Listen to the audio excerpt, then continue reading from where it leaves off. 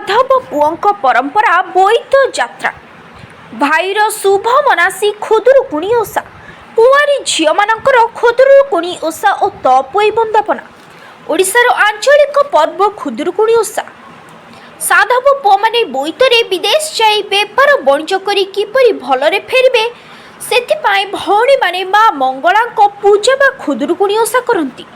ସେହି परंपराକୁ जीवित रखिबाकू कुआरी झील माने निज भाईर शुभ मनासी पालन करि आसुछंती। एही ओषा भाद्रव मासर रविवार दिन खुदुरुकुणी ओषा पालित होइथाय। खुदुरुकुणी कहिले विशेष भावरे मां मंगलांक पूजा ही बुझाई थाए। प्रति रविवार दिन प्रभातरु कुआरी झील माने उठी नदी किंबा पोखरी कूଳରେ एकाठी होई स्नान करिथांती एवं एहा परे ସେହି पोखरी कूଳରେ मां मंगलाକୁ सुमरण करी बालुका पूजा करंती। पर समस्ते संध्या हेबा मात्रेके सबु कुआरी कन्या माने एकाठी होई पूजा स्थान रे एकत्रित होई पूजा अर्चना करंती। एही पूजारे विशेष भावरे खुद भजा मां मंगलांक निकट रे प्रसाद भावरे समर्पित होइथाय। मान्यता रहिछि जे मां मंगलांक खुद भजा खूब प्रिय होइथिबारु तांको खुदुरुकुणी बोली कुहा जाय। किंबदंती कुहे साधव 5 भाई और गोटिए भौणी तपोई साधव पुओंक वाणिज्य करने बोईतरे जाभा दीपकू जाई आसीथांती। फेरिबारे बहुत डेरी देखी तपोई जंगल रे मां मंगलांकू पूजा अर्चना करी भाई माने किपरि फेरी आसबे मनासीथांती। मां मंगला तपोईर कथा सुनी साधव माई मानंकू फेराई आणंती। आउ सेही दिन ठारू खुदुरुकुणी ओषा बा तपोई बंदापना सारा ओडिशा रे प्रचलित होई आछि। कथावस्तु को ही बुझा जाई थाए। मां मंगलांक पूजा सहित तपोई वंदना कले सबु भाई मानंक मंगल हुए बोली कह जाय। कोन कहिबे आज ए जो तपोई कार्यक्रम करूछंती बा खुदुरुकुणी ओषा खुदुरुकुणी आमे 4 पाଳି पालन करि आसी अछु। एटा होती शेष रविवार शेष समाप्त भी रविवार। खुदुरुकुणी कोन आर मुख्य उद्देश्य हम तपोई सजैछंती एटा केमि तपोई एटा भाई मानक पई पालन करूछु।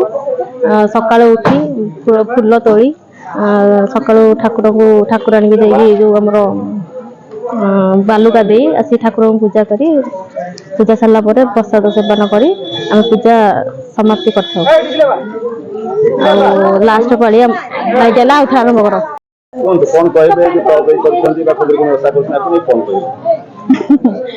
कहबे एटा तो भाद्रव मासरे तो हुए एमती 4 पाली कोथर 5 पाली एमती पड़े। पिला माने तांकर भाई मानक पई ओषा करंती सबु आमे भी करूथुला। हमर एटा पुराना कोठी आमे भी करि गलो आम पिला माने भी एठी करूचंदी।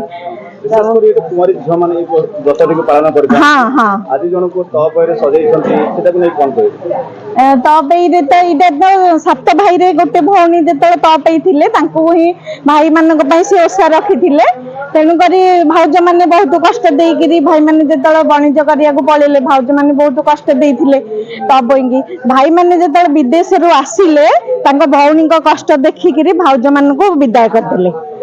भौणी की सेतल को तपोई करी बसैथिले जे तो भाउज माने तते जते शास्ति देइचंती तू भी तांको दंड दिए बोले सेति पई एटा करिथिले। भाउज मान को नाक काटिकिरी तपोई करी बसैले भौणी की भाउज मानकर नाक काटी तांको घर बाहर कर देथिले।